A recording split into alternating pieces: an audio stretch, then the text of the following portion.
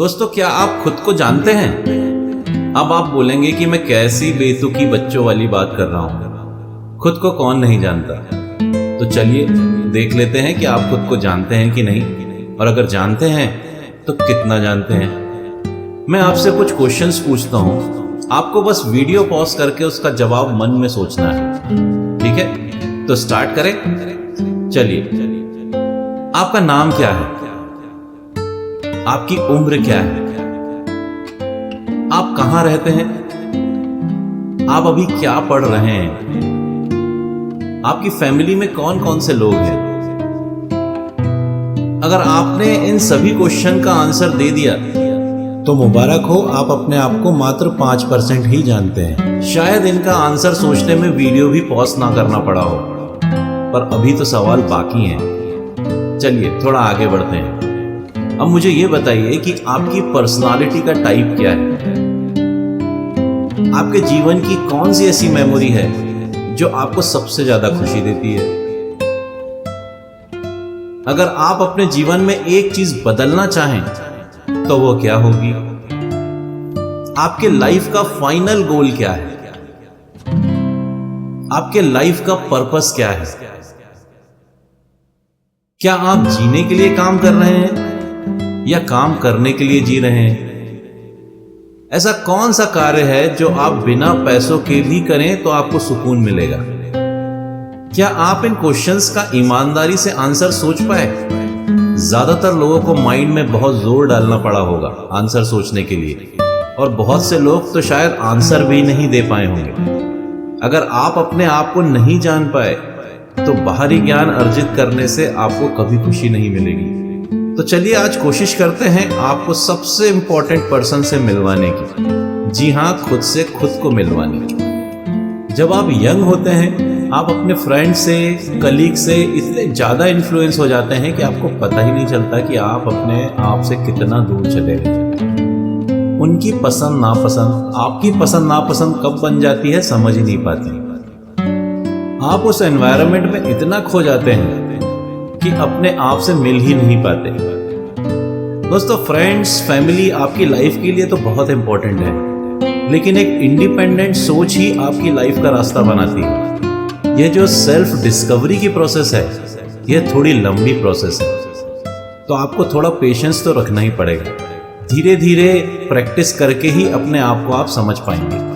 और वह किसी ने खूब कहा है कि सारी उम्र लगा दी हमने दूसरों को पढ़ते पढ़ते, सारी उम्र लगा दी हमने दूसरों को पढ़ते पढ़ते, इतने वक्त में अगर खुद को तराशा होता तो हीरा बन गए होते।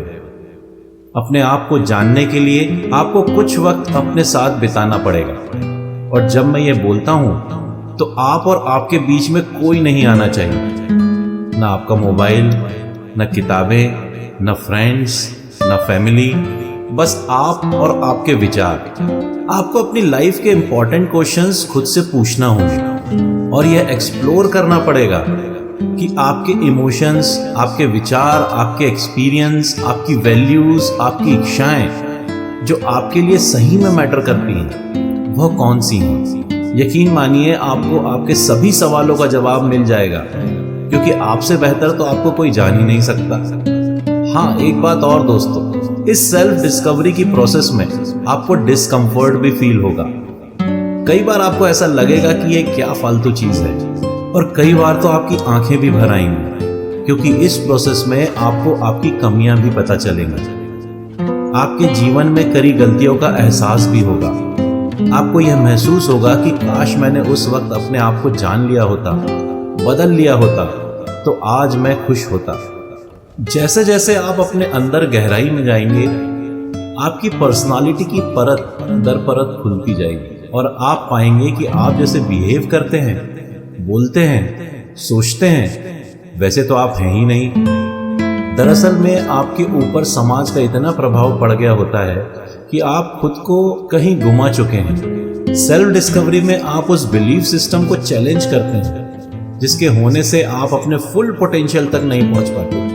कई बार आप ये विश्वास कर बैठते हैं कि यह काम आपसे होगा ही नहीं, और उसे करने की कोशिश भी नहीं करते। जब आप अपने बारे में सोचते हैं और अपने माइंडसेट को रीफ्रेम करते हैं तो ये नेगेटिव बिलीफ सिस्टम टूट के पॉजिटिव बिलीफ सिस्टम में कन्वर्ट हो जाता है, जहां हर कार्य की संभावनाएं होती हैं। अगर आप चाहते हैं खुद से खुद को मिलाना, तो आपको रहना पड़ेगा प्रेजेंट में, आपको जीना पड़ेगा प्रेजेंट में, आपको आपका अटेंशन आज पर फोकस करना होगा। अगर आपका प्रेजेंट सुधर गया तो फ्यूचर तो अपने आप ही सुधर जाएगा।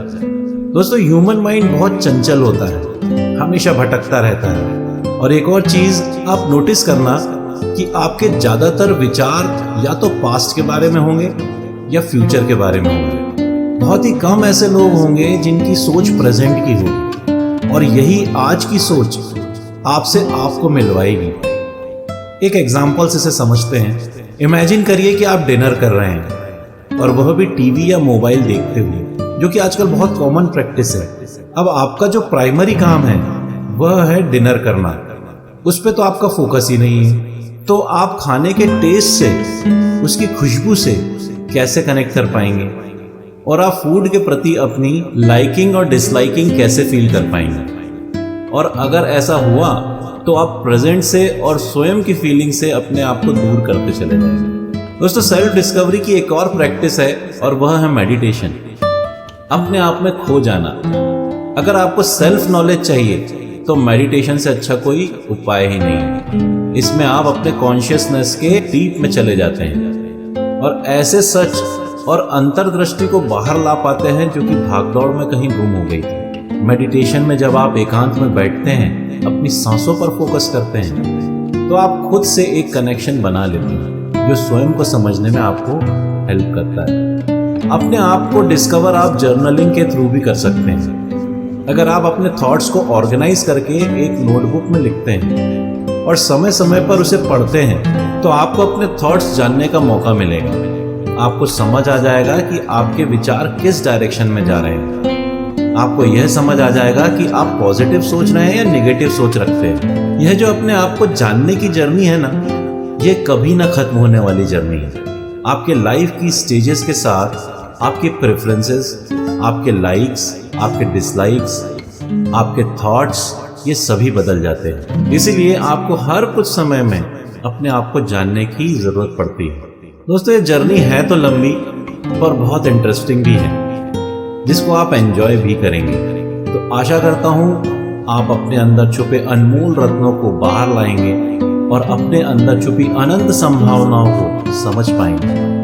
अगर ये वीडियो अच्छा लगा तो लाइक, शेयर और सब्सक्राइब की उम्मीद तो आपसे कर ही सकता हूँ। इन्हीं कामनाओं के साथ विजयी भव।